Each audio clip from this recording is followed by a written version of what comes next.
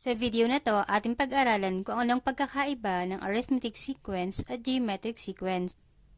Bawat sequence ay may katangian in terms of common value, mathematical operation to determine the next few terms, at formula to solve for the nth term of a sequence. Simulan natin sa common value. Ang arithmetic sequence ay may tinatawag na common difference. Ang common difference ay nakukuha sa pamamagitan ng pagsusubtract ng dalawang consecutive terms from right to left.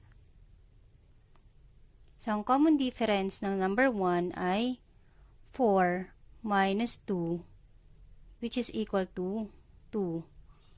Ang number 2 na to ay unique sa lahat, kaya siya tinawag na common difference. So, 4 minus 2 is 2. 6 minus 4 is 2. 8 minus 6 ay 2. Then, 10 minus 8 ay 2. So, ang common difference ng number 1 ay equal to 2.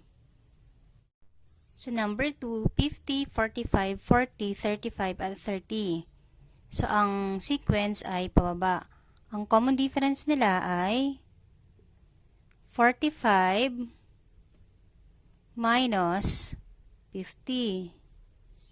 Yan ay equal sa negative 5. Since mas mataas ang subtrahend at ang arrangement ng sequence ay descending. Ngayon, i-check natin sa lahat ng terms. So, 45 minus 50 ay negative 5.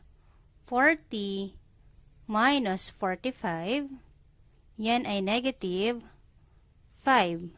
35 minus 40 equal to negative 5. And 30 minus 35 is negative 5. Laging tandaan na ang common difference ay positive kapag ang sequence ay increasing order pataas. Samantala, negative naman ang common difference kung ang sequence ay decreasing order or pababa. Tawag itong common difference dahil nagkakaroon ng isang constant number resulta ng pagsusubtract ng consecutive terms sa isang sequence. Kung ang arithmetic sequence ay may common difference, ang geometric sequence naman ay may common ratio. Ang common ratio ay nakukuha sa pamamagitan ng pagdidivide ng consecutive terms from right to left. Sa number 1, 2, 4, 8, 16, 32, ang common ratio ay 4 divided by 2, which is equal to 2. Yung common ratio na to ay constant sa lahat.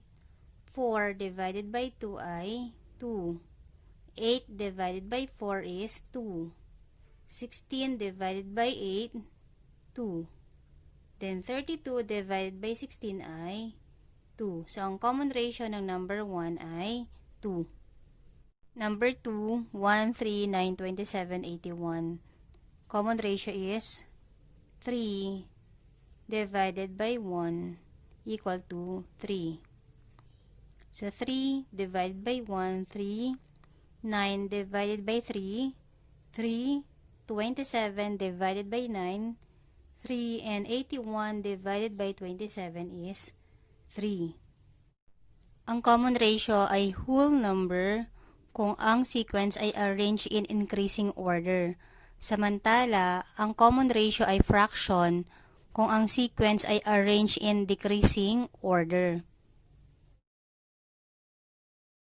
Proceed tayo sa mathematical operation which is used to determine the next few terms of a sequence. Sa arithmetic sequence, addition ang ginagamit to supply the next few terms of the sequence. For example, number 1, 2, 4, 6, 8, 10. Now, using the common difference of 2, ina-add lang yung preceding term na 10 saka common difference na 2. So, 10 plus 2 ay 12. 12 plus 2, 14. And 14 plus 2 is 16. Number 2, 50, 45, 40, 35, 30. Adding 30 by negative 5, ang result ay 25. When adding numbers with different signs, subtract the numbers, then take the sign of the bigger number. Next, 25 plus negative 5 ay 20. Then 20 plus negative 5 is 15. Muli, sa arithmetic sequence, addition of the preceding term and the common difference ang ginagawa to supply the succeeding terms. Sa geometric sequence, multiplication naman ang ginagamit. Halimbawa sa number 1, 2, 4, 8, 16, 32. Para makuha yung next few terms, just multiply the preceding term by the common ratio of 2. So yan ay 32 times 2, 64. 64 times 2 is 128. And 128 times 2 is 256. Number 2, 1, 3, 9, 27, 81. And to determine the next 3 terms, just multiply the preceding term by the common ratio. So 81 times 3 is 243. 243 times 3 is equal to 729. And 729 times 3 is 2,187. Next, the general formula for arithmetic sequence and geometric sequence to solve for the nth term. Sa arithmetic sequence, ang formula ay a sub n is equal to a sub 1 plus the quantity of n minus 1 times d. Ang a sub n ay ang nth term or last term, yung value na hinahanap. A sub 1 first term, n is the number of terms, at yung d ay common difference. Sa example number 1, kailangan nating hanapin ang value ng a sub 8. So identify muna natin yung given. A sub 1 is equal to the first term, 2. Number of terms, ilan lahat? 8. Then common difference is, we have 4 minus 2, 2. Substitute natin yung given para makuha ang value ng a sub 8. So a sub n, which is a sub 8, yung hinahanap natin, is equal to a sub 1, which is 2, plus the quantity of n, ang n natin ay 8 minus 1 times the common difference of 2. Sa pagsisimplify, gumamit ng PEMDAS. So 2 plus 8 minus 1, 7 times 2.